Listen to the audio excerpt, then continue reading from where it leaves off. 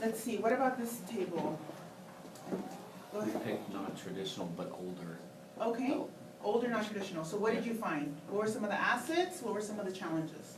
Their maturity, they're a good role model to other students. They're disciplined, good attitude, time management. Usually they have it all together. Okay, they have it all together. What about this back table, Jane? Do you? We talk about engineering students, and we chose the first generation female. As a positives, we believe they have better job opportunities when they're done. They are motivated. And as the negatives, the family pressure into traditional roles and anti-engineering in a way, and relatively secure. Okay. What about the next table? Well, we went first generation non-traditional, I think, we said they're focused and they're excited and they were motivated, but they're also kind of being negative, being stereotypical themselves. Mm-hmm. We called it language challenge, so international students or anybody who doesn't have the grasp of English to the degree needed. Can you tell me some assets? I see your asset blocks. Yeah, blank. well, there's greater, in a math class, I've noticed a greater dependence on notation, which is a really good thing in math. Right, so the context of a word problem would be the negative side of that, it needs more support, but really, they often will use that notation to guide them and do And well. I'll share you a brief story. So I came to the US when I was in 3rd grade, and my math ability was beyond 6th grade. My teachers didn't know what to do with me, so I had the math book for 3 years, the 6th grade math book for 3 years. Really unfortunate, you know? I mean, I still got to calculus, but it was so unfortunate that that was what happened at that time, you know?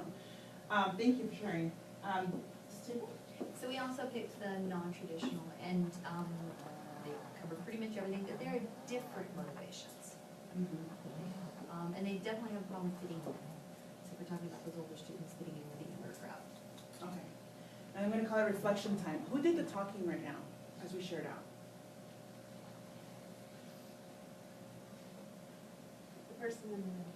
The person in the middle, and they happen to be men, yeah. So that's fine, except for one person. But if you, and I actually called Jane, but then, Ned? We already decided it will be me. Okay. No, that's a good point. So clarifying who's speaking is a good strategy to use if you think about it. So typically, when I do teams of 3s, we'll do 1, 2, 3. You're the oddball out. You weren't here earlier, but there was a team of 2. So I would actually move you, but you can stay here for now. You can move. And then actually label students. So you can say, okay, students in the number 1 position, please share out. One of the biggest complaints, especially with linguistically diverse students, is people complain about their accent. Well, how many opportunities do they get to talk in class? You know, they talk with each other, but that's very social language. It's not academic language. So thinking very intentional about who does the talking in class and helping them use that language. You know, how to pronounce some of the words that are very challenging. And hearing, imagine if they hear from 2 people that are not themselves, they go back home and then they study, and then they forget what the pronunciation is, right? So they actually can just kind of make up another pronunciation, and then they start saying it wrong, and then it's really hard to actually fix that. Rather than actually being able to correct in class or being able to give them access to the pronunciation that's more common, or, you know, something like data or data is not a big deal. But, you know, there are some words that we can actually pinpoint. So this activity, I want you to keep in mind, because like I said, you can also, I mean, if I were to add another box up here, it would become, you know, there are multiple identities that our students come with, you know? But those are things that we just need to kind of acknowledge and go with. So we're gonna do. Can I ask a question? Yeah. So, are you saying we should treat them differently or shouldn't treat them? You should be intentional in designing things. So we're gonna be talking about what are those strategies when we become intentional. When I ask you, well, what challenges did you identify with non-traditional students? Then we can actually talk about, well, what are some ways to overcome those challenges? So you're actually gonna be pulling from this throughout the workshop, you know, during today. But there are things, like I said, who's doing the talking in class? If you lecture for an hour, the students are not doing the talking. So can you build in 5 minutes for them to talk? Can you build in just different strategies, right? For them to communicate, things like that. Okay, now I have to erase this, otherwise. Do you have an eraser? Oh yeah, there you go. I know I was in my blue hand. Okay. How many of you have seen this before? Answer Garden? So this is kind of a neat little app that you can use if you have a phone or an iPad or any type of technology.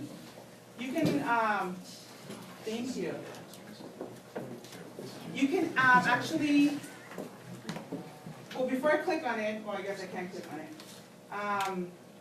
So you will have access to all these links too, but for now you kind of do need to tell me a little bit, and then I'll type if you don't have access to it. You can actually type in and have all your students type in an answer at the same time, if they have an iPhone or an app.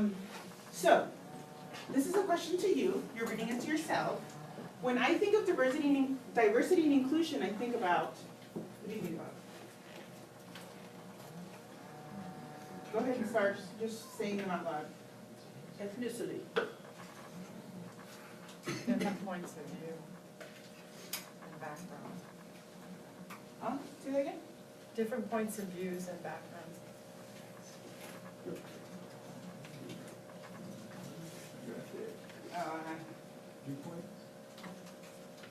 That's a good point. I made it 20 characters, so then you don't have, 1,000 things. Okay, so imagine all of you, and right now I see that we don't have electronic devices, but this is something that you can actually build into your report or your classroom structures, where you can actually say, what do you know about this topic? And then all your students can answer at the same time, and it'll create a word cloud that will tell you what those big themes are. So I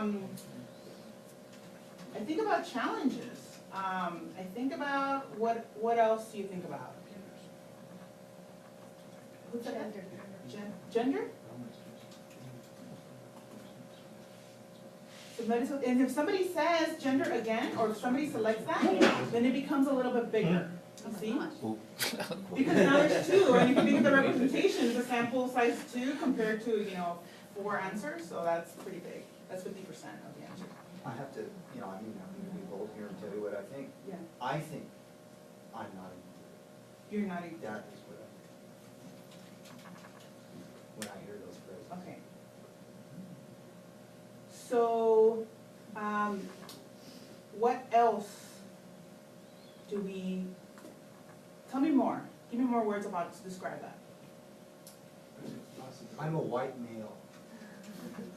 How one I'm not How white? included. I'm not included in it. Uh-huh.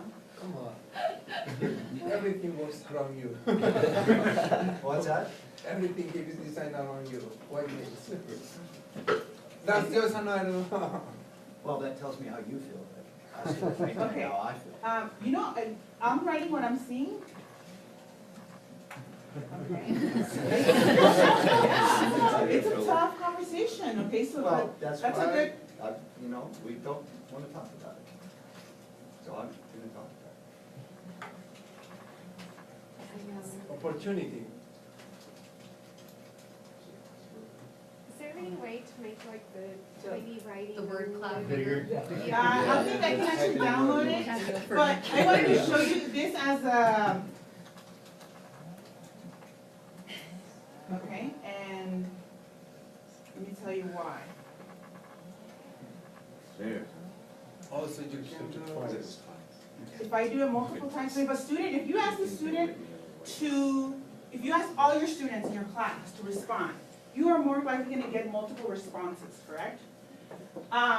So when we talk about culture, and I've actually had this experience with white students, is they say, well, I don't have a culture. And I think about how they're defining culture in terms of, they just say, I don't have a culture. They associate culture with being something that belongs to the others. And this is called othering. When we put labels to people, for example, and I'm actually gonna touch on the word minority. When we say for our minority students, but then it's not good to say our non-white students, right? So it's a very interesting issue. So the technology piece was something I wanted to show you with this, but I also want to touch base on how sensitive these conversations are, but how important it is for us to have them. So when we think about engineers, who do we think about? What do engineers look like? Layers? Big Males, glasses. glasses. Scientists, what about scientists? Oh, yeah, white coats. White coats, Nails, nerds. Bill Nye. Nerds. My husband had to explain to me what the difference between a geek and a nerd was the other day. He Yeah. said geeks are sci-fi No, people. geeks are engineers, nerds are scientists. I said, it's a nerd. That's the difference. All right, okay, so you have access to this. I did. You will get a link from Abby with all the Google Doc information, and I actually have one to do at the end of the day, so maybe we can, in terms of more of a reflective piece with what you're gonna walk away with. So that could be something where, you know, you can bring your phone and you can actually input however many times you want and actually show what it's a good way to get emotions out too, because then all the students have a voice, you know? And it's not just for one type or the other, right? Okay, so I'm gonna go back and we're gonna do a little fun activity.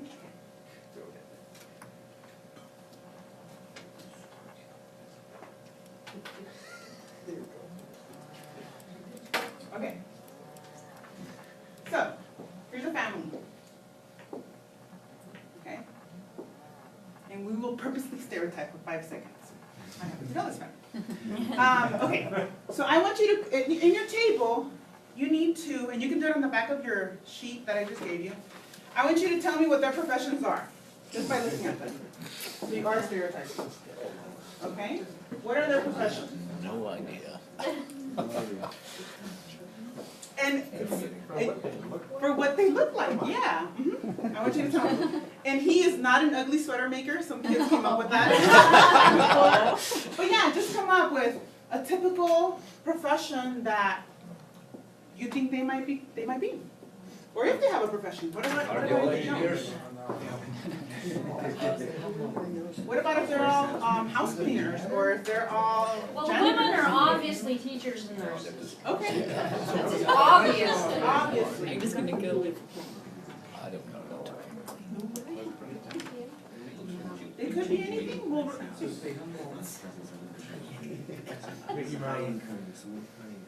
So what about the Chambers. He looks like a Museum. Yeah. computer. So another one kid said used car salesman. And I was like, oh, I have to get back to them and tell them that. That's awesome. Yeah. Okay.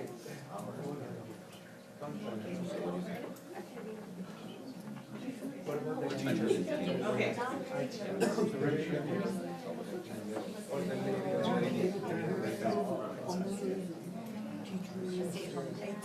Stay at some dad. That would be nice. I'm retired. I'm sure. Ready for retirement, any of them? Do you think logically this is happening? Okay. I don't know.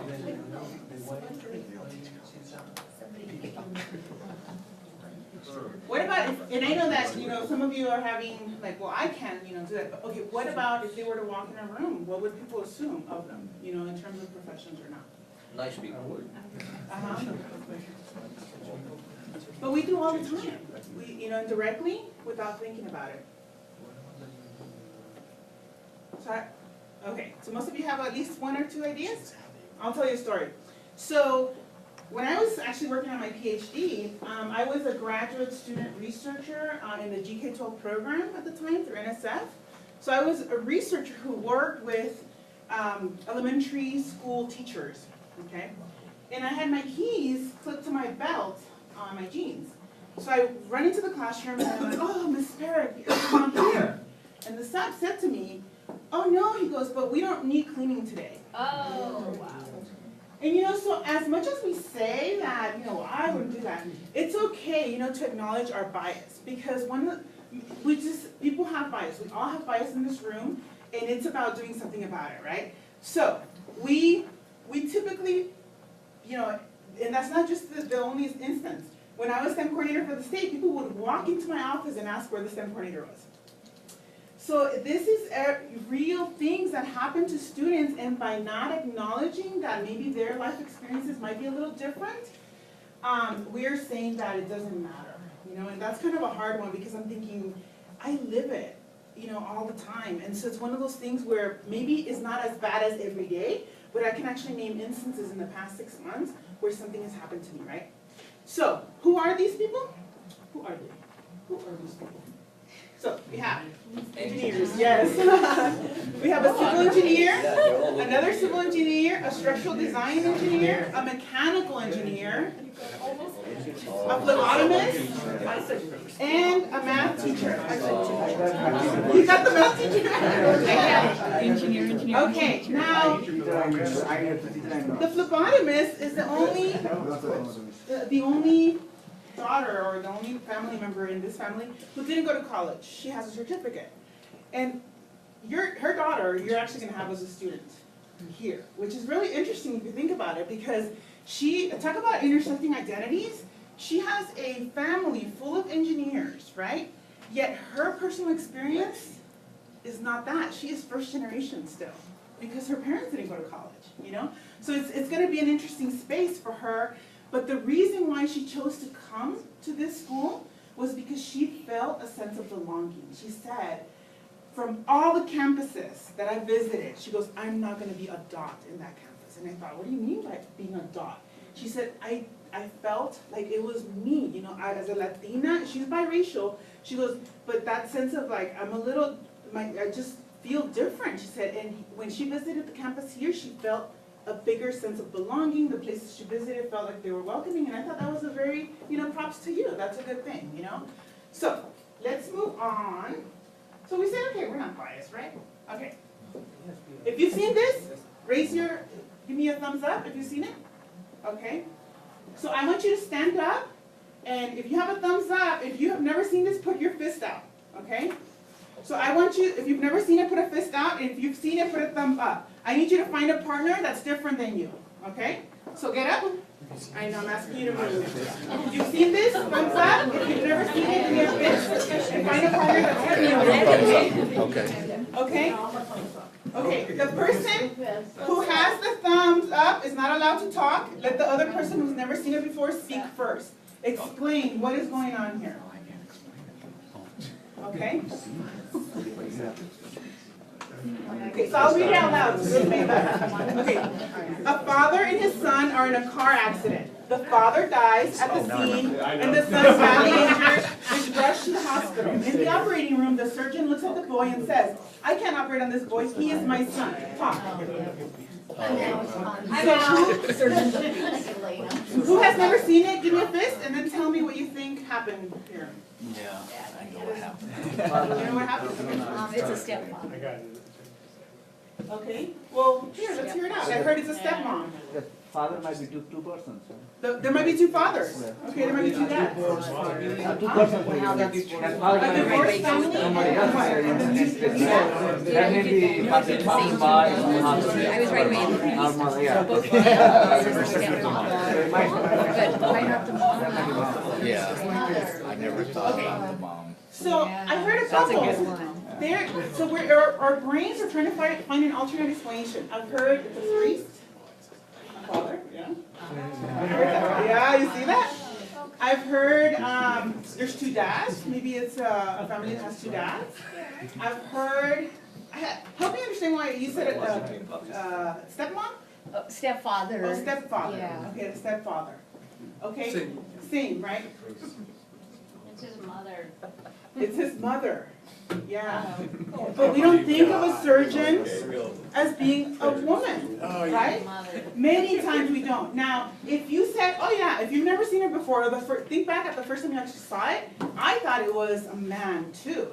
So the reality is we do have biases, and we're not perfect. I But think I have kind of, for example, you are giving a trend there, you are putting father and father all the time, so you are Yes. directing intention in that direction. Yes. Right? and we do that. We do that all the time. When we talk about surgeons, it's a he. It's a he all the Not time. necessarily surgeon if there is something else, for example, nurse even or some other teacher also, but it's still, if you are saying father and father all the time, So I'm thinking in that direction, supposed to be father. Right? The So father that might means, be. Yeah. now that you're aware, next time you see father, your brain is gonna say, Yeah. wait a minute. What if it's not a man? What if it's a woman, right? So then your brain helps fix that, okay? Good lesson, right? I mean, it's, there is actually a bias, assessment that Harvard has developed where you can actually assess your bias. And the more you are aware of your bias, the more neutral you become. So for example, one of the tests is, do you associate female and liberal arts together more often than you do female and science together? So that's something that, just kind of to see, because I'm telling you, nobody's gonna say, yeah, I'm biased all the way, but at the same time, just acknowledging that we are all biased helps us kind of be more intentional. Okay, so this is something called a cultural stereotype. Every culture has stereotypes. Because of that, there's certain biases that we associate. The words that we use, you just hit on one. Using father, using man, using the language we use helps perpetuate some of these stereotypes, right? And then when students internalize those little bits of things, so for example, actually the speaker earlier today said, I'm not good at chemistry. Did you hear that? She said that. That's a micro message. So I'm not good at math, I'm not good at chemistry. Even the superintendent of a school the other day, I was like, please. She said, I was never good in the STEM fields. But this is an important thing for us to pursue. Tell me, does that message help advance the effort? It just completely, my brain just disassociated her. And in her mind, it was sure, of course she's not trying to be a bad person, right? But it's the language we use. We talk about non-traditional students and bringing their families on campus for them to understand, what is it like? What's the system like? And believe me, saying, I was really bad at math is probably not the best way to engage families, right?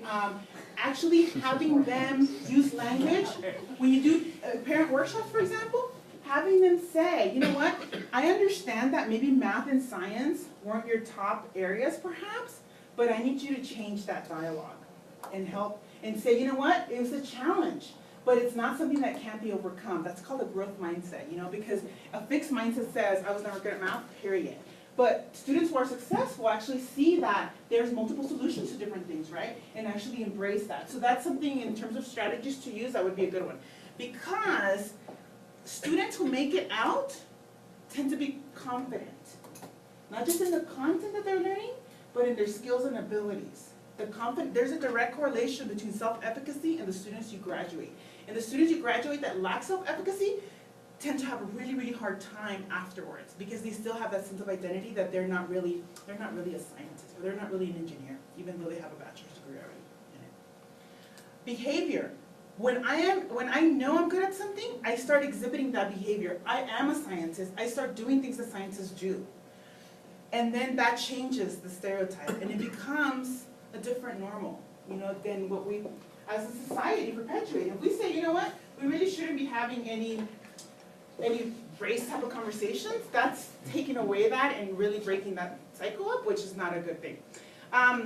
You've probably seen something like this before. Biology is doing great in terms of female representation, but not in the professor roles, the tenured professor, professoriate, is that the word? So that's something to think about.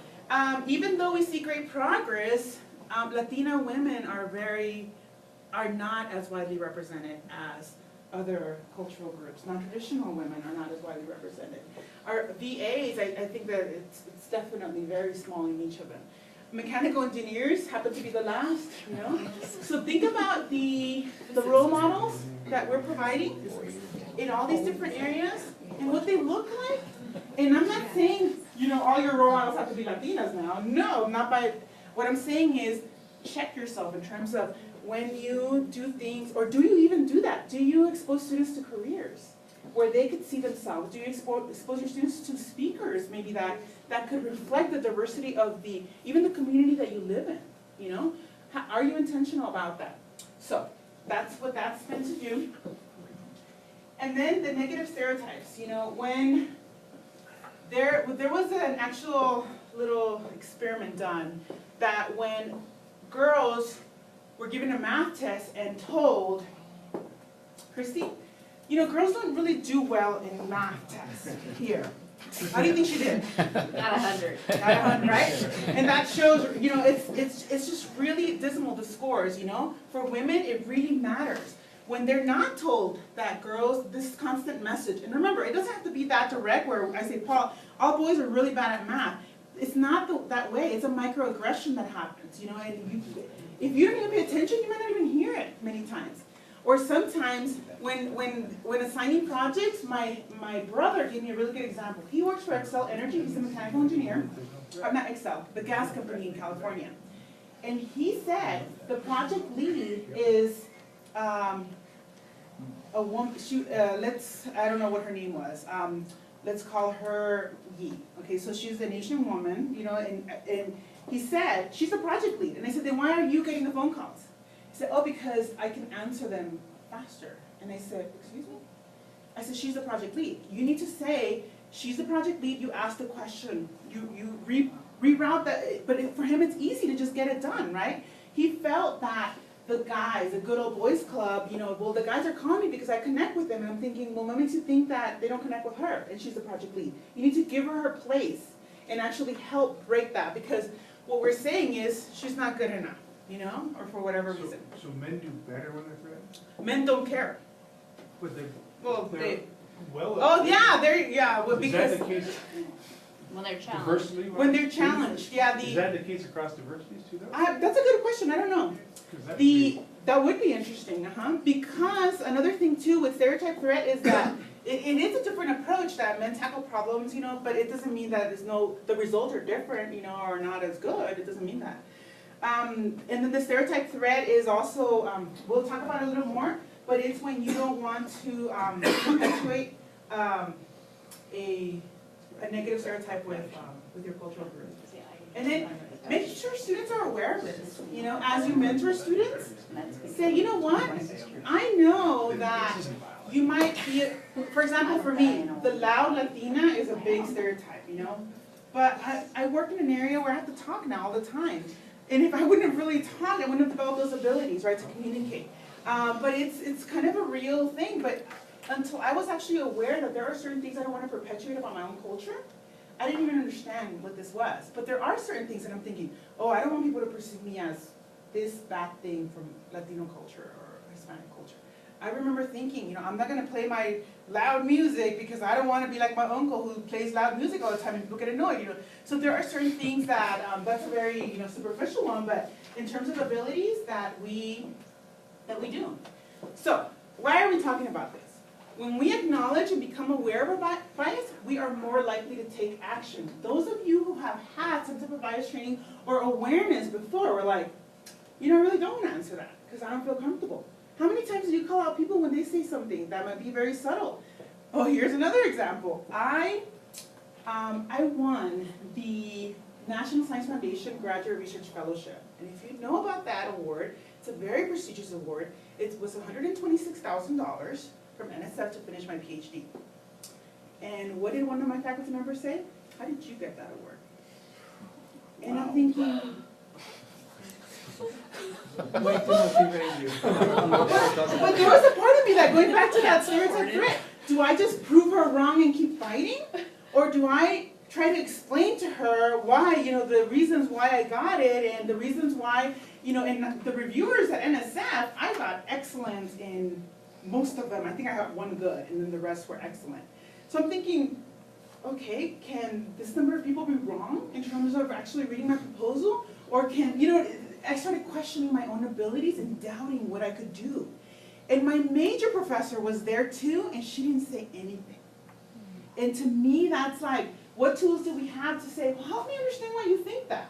You know, or how come you think that? You know, I feel like that's where, for me, having an ally in her would have been great, but that didn't happen, you know, but I'm thinking, yeah, I acted more like, okay, I'm gonna show you that I can do it, but not all of our students have that resiliency, and they actually end up disappearing many times from the system, and you don't never hear from them. Did you say that was a female faculty member? It was who said both that to you? females.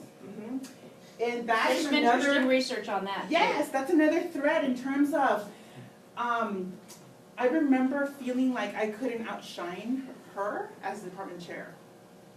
You know, so anytime I got any type of recognition, as a student, it was like, oh, why is she getting the recognition? So it was a really weird space to live in, you know, just to, but bringing awareness that if that ever happens and you're in that situation, I need you to speak up because our students need that from you, you know, so make sure that you do that. And then acknowledge it. This might actually take a little bit for some people, and you say, you know what, I treat all students the same, I don't have bias. I have bias in the coffee I pick. You know, like the little things that in life that we make decisions about every day. So acknowledging that we have a bias that may be associated with some of these groups is a first step. Okay, and it might take a little while. That's okay. So types of bias. So prove it again. I mentioned that one is, well, are you really good enough? Well, show me that you can do it when I've already shown you. I'm thinking I'm at a PhD level. I think I can learn biology by now, you know. I have probably 94 credits in biology just from that. So you're proving it over and over again. Our faculty members, sometimes in some universities, who tend to fall into some of these groups too, they have that too. Women get, they get promoted based on what their past accomplishments are. Men get promoted on their potential. And that's in business kind of related type of literature. So it's a very interesting thing to see, you know, how many times you have to prove it to show that you can actually do that. Tightrope. Tightrope is kind of an interesting one. Like you don't want to be too much of one. For example, I don't want to be too girly because then it takes away from my opportunity to kind of show that I'm a scientist. You know, that kind of. So it's like this tightrope that you don't want to go too far here, too far there. Or I don't want, for example, when I tell people that I'm bilingual, oh, I hear your accent now. I'm thinking, oh, then maybe I shouldn't tell people I'm bilingual. You know, so that's a tightrope kind of situation. Invisible social isolation, and this goes with this. I'd rather not open my mouth than have somebody tell me that, you know, my English isn't good enough. Or that, you know, if you think about our students that really struggle with the language, they might just not even talk, you know. Some of them, especially newcomers to the country, actually go through a silent period. And they will not produce language because their brain is just kind of wrapping their heads around that. Does that mean that they don't know it? That just means you have to have other ways for them to show you what they know, you know? So that's another thing. Stereotypes that we have. Stereotypes are incomplete stories, right? Now, of course, there's some truth to some stereotypes, but that's not the complete story. And like I said, you know, I have a loud uncle that plays music and it drives me nuts. Of course that exists, right? But that doesn't mean everybody in the culture does that. So that's something that is, think about those stereotypes that are associated, or my favorite one, the model minority when it comes to Asian students. That to me is just, it's a misnomer, you know. We can't say that Asian students who come from, especially some countries, you know, like Japan and Korea, they actually end up feeling very left out because there's this sense of like, well, you're supposed to know how to do this. Or students from India, perhaps, you're supposed to know how to do this. What do you mean you can't do this? They feel a sense of failure and they don't want to let their families down, so it becomes this weird space where they live. And then the opposite happens with some students, where we just say, you know what? We don't say it out loud, but in the back of our heads, that bias is there, that we say, oh my gosh, they are 10 of these. Good luck. You know, they're just not going to make it. You know, they're very difficult students. They're very, for me, you know, that math class that I was telling you about, or the math textbook, that they gave me 3, they were like, okay, here, you can do the 6th grade textbook 3 years in a row. To me, that's setting a low expectation for my abilities, you know, and that happens all the time. The schools, you know, look at the schools. Whenever I visit STEM schools, my jaw just like literally hits the floor every time. When I go to an amazing district, and they show me awesome things, like I visited a district recently that had 10 smart boards, their students were working in teams, they're collaborating, and then I have, you know, dinner with the teachers across the city, and they're like, oh, we have 70% free and reduced lunch. Thinking, you're in the same district, why aren't you learning from each other? But they say, you know, the reality is that what the school district has done is they've put, you know, the K-12 version of all of these populations into one school. And now it has become a huge high-need school. Very unfair, but nobody says anything, so it stayed that way. When I actually got out of teaching, it was that way. 8 years later, same thing. So something's not happening, right? Okay, so counter storytelling. When we tell stories, we always, or not, I'm totally generalizing there. We tend to gravitate to the negative stories, okay, of students. Sometimes we do tell positive stories, but make sure you do share stories of success when students, you know, accomplish certain things. And acknowledge them, say, you know what, good job doing that. That validation is so important. Highlighting great student work, and then going back to the family picture exercise, you know. Even showing students that engineers could look different from what perhaps they're, in their mind, they have. It's kind of an interesting, and obviously that was one family. There's multiple different versions. The role models that they see is really important too. Question the stories you're retelling. The stories you share about your students should be of empowerment and progress. You know, I mean, this idea that especially in the town that you live in, you want to make sure that students see that. Stereotype threat, we mentioned that students don't want to be associated with a negative stereotype of their group. So they don't even identify as that group. There are some students that say, I will not call myself, you know, whatever that label is, because I don't want to be like them. Okay? However, there's this limbo land that they go into when they don't actually study about their own cultural backgrounds and understand why they feel that way. So for me, coming to the US, the message was you need to learn to speak English and forget about Spanish, because if you have an accent, people are going to treat you differently. So what did I do? I stopped speaking Spanish. And not until college did I actually pick it back up. Same thing, you know, academic proficiency. If math, self-efficacy, there's a correlation between women in IT and actually women who feel that they're strong in math will actually stay in that career. Now, the term minority is very easy to use. We call it minority students, you know. But for me, it has a negative connotation. You know, when I think of minority, what do you think I think of? Dropout. I think of not persisting. I think of all these negative things. So I don't associate with the word minority. When we talk about underrepresentation, at least there's hope that someday they'll become represented, right? But minority, it's like, I have a PhD in biology and education, but I'm a minority, you know, so there's still this sense of I'm not good enough, right? That kind of thing.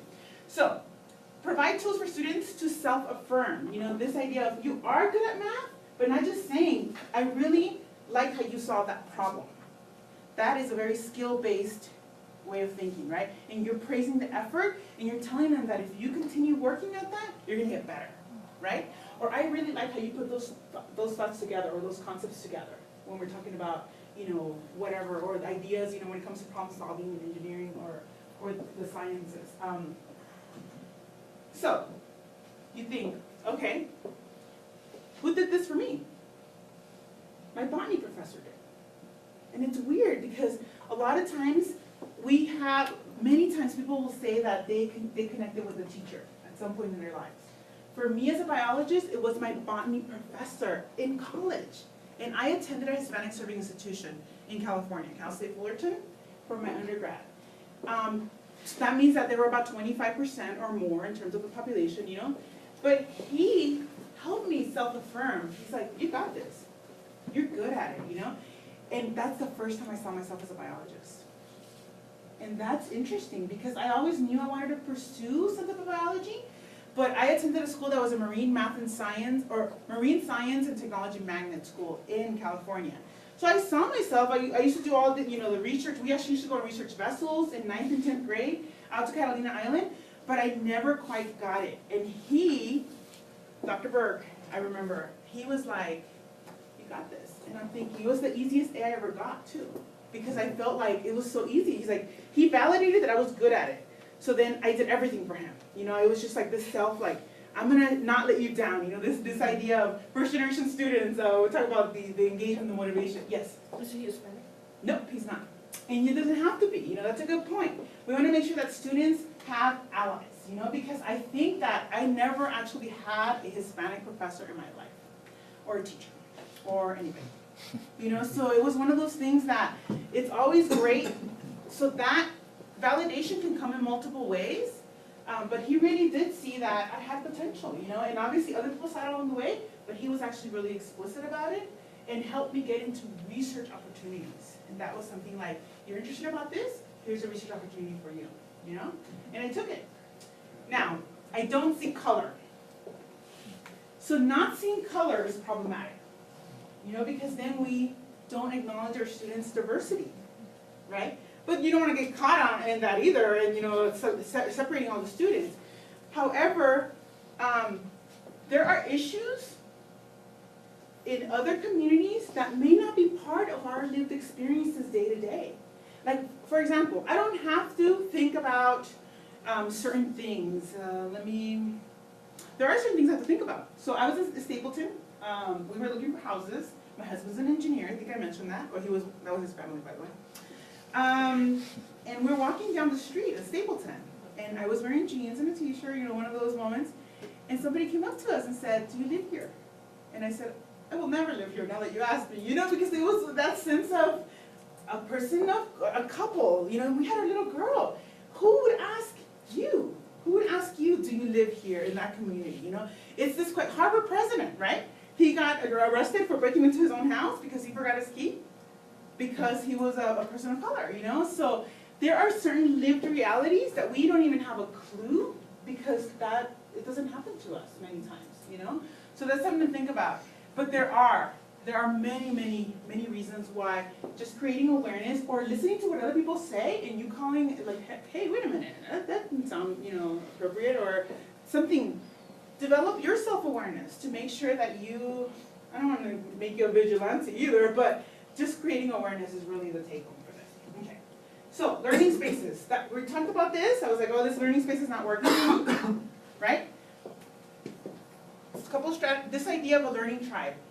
First generation college students come from families who tend to be very communal. You know, like my family. They didn't want to let me go. You were supposed to stay home and you were supposed to like watch after the 20 kids that everybody had, you know? So recreating that in your learning spaces is important, you know, in terms of what family are they part of in your learning space? Do they have somebody who's going to be watching out for them if they miss class? Will they get a phone call saying, hey, I missed you today, are you okay? You know, that could make a huge difference because now students have a sense of belonging, you know? Or if you work in teams of 3, at least you'll have 2 chances of, you know, one student showing up so they can have a pair. But even if you have a lecture style hall, group students in 3s and then have them be partners. Now, you can do it for an entire semester if you want, you know. Obviously not all students are gonna get along, but at the same time, when they say, you know, your responsibility is to watch out for each other, they do it, you know. And yeah, you're not all your students are gonna make it, but at the same time, that is something that you can actually help them feel that they're part of a learning environment where they feel welcome, where they feel that there's a voice, that their voice matters. Many, many learning strategies, and today we're not gonna go into all of them, but you know, just a couple. Group integration. Look around the room and see who's working together. Do your white students tend to cluster together? Do your Asian students tend to cluster together? Your Hispanic students? And if you notice that, do something about it, because think about the workforce. Yeah, it's great for me to work with other Hispanic, you know, students, but the reality is I haven't done that very often in my workspace.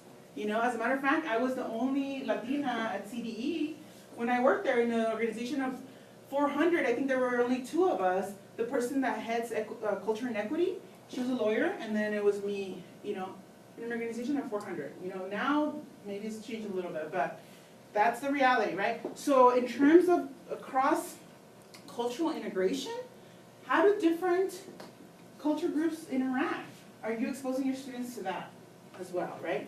And then who is doing in labs? You know, who is doing? Is the professor doing all the demos? And what does that mean, right? Who is talking? Is the professor talking the whole time? Or are the students talking? And then think about who is learning, okay? Is there learning happening? You know, it's a good question to ask in terms of the actual classroom space. So, strategy number 5, develop intentional learning spaces. You know, just be critical of, and making sure that if you look around and it's not working for you, move it up a little bit, shake it up. Okay, So, I mentioned that research had a huge, huge impact on who I became as a person, because that was what helped develop my identity as a STEM professional, right?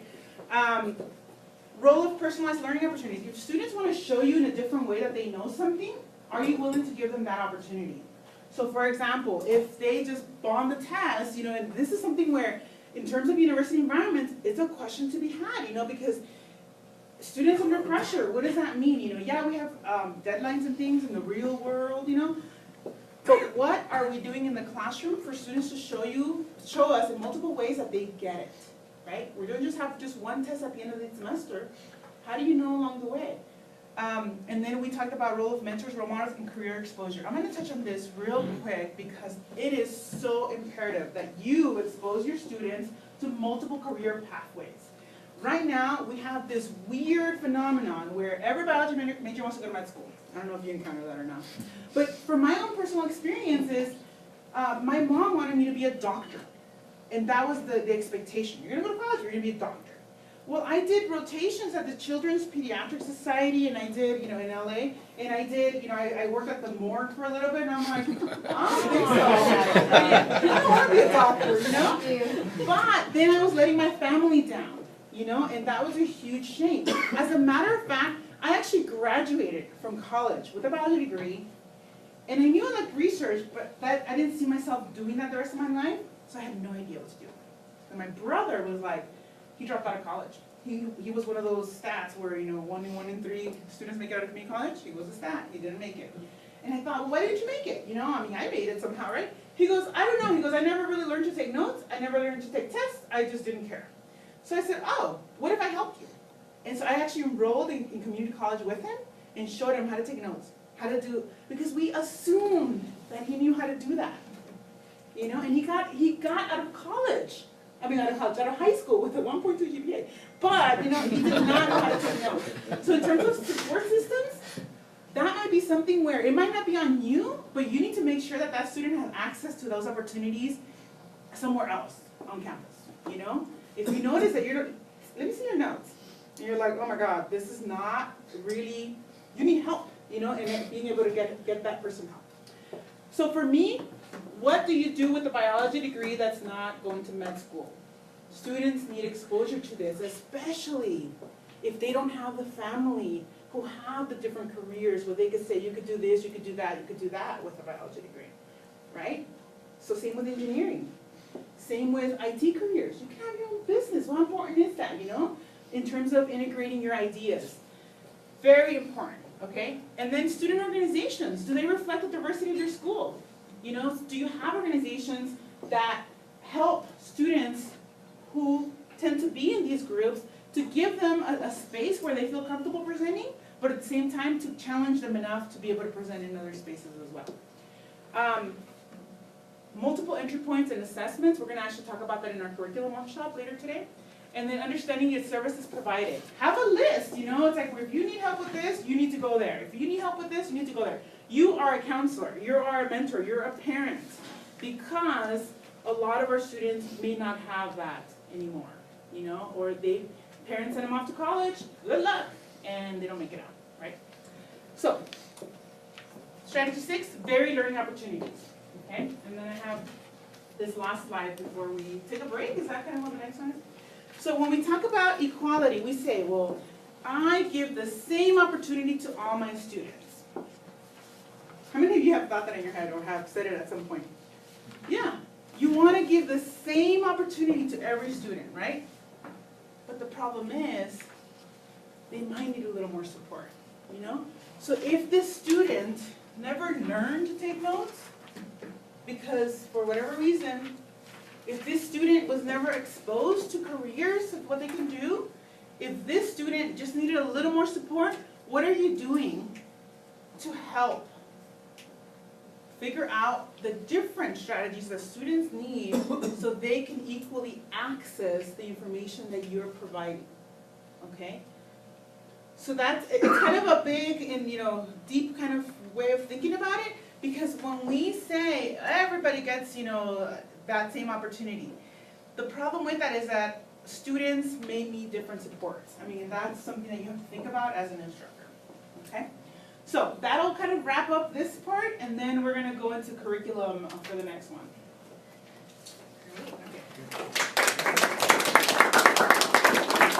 So let's take maybe a 5-10 minute break, kind of stretch our legs and stuff, and we'll come Sounds back. good. Yep.